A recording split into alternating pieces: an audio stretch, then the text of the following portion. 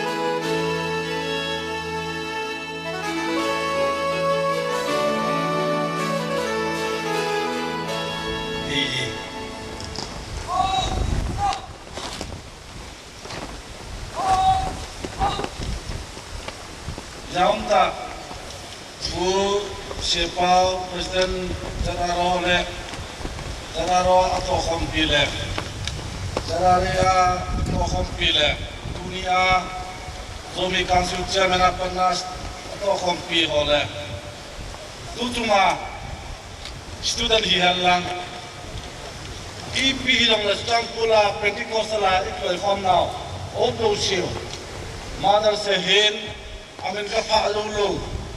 Parti tamjevin na bonubin aja na salam kan pi benih dunia ilai mun sedare pokom pi ho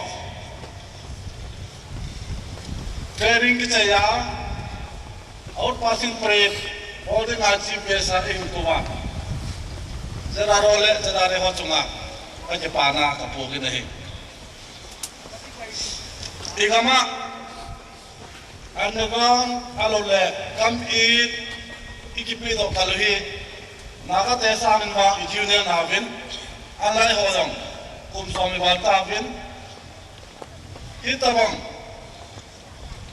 training lo pile training tupi ayam nahi akat nahi jin organization bola jadare hole atau kompi ho igam kitsia duit kabucinin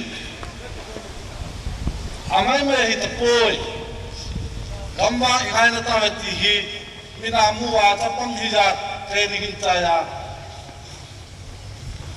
government sepai holoi Manipur rifle ho pasang parade kaya mito kebang thei changgeja organization bola jara rolam tahu semua aja pada kapung ini. ITLC 99 in West End. Elaju ITLC kita pun Hill Leaders Forum kita. Iwa akan tu muncul. Kolang sih. Amnya contoh bilang le, apa napang konde. Aku tilawa le, ikam wahe mongluk digahi, ihulwa mongluk detai, pangkon tau teti.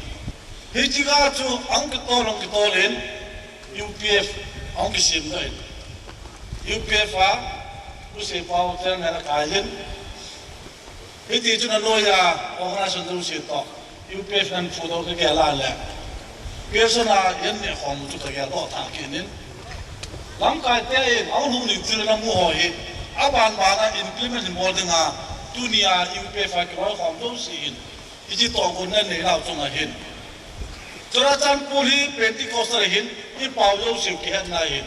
Tu ni yo hin kabar na hin le, tu na kasam ni yo si, au teki mo yo si kabar na le, pau tam tak to dunia, au teki ila hom hi, UPF ho, langka hom, lunglet na le, kamnai luk na le, to gon pai ti akilangin, tu hin, au lung dim hoa, ikamu, ihu the na diwa.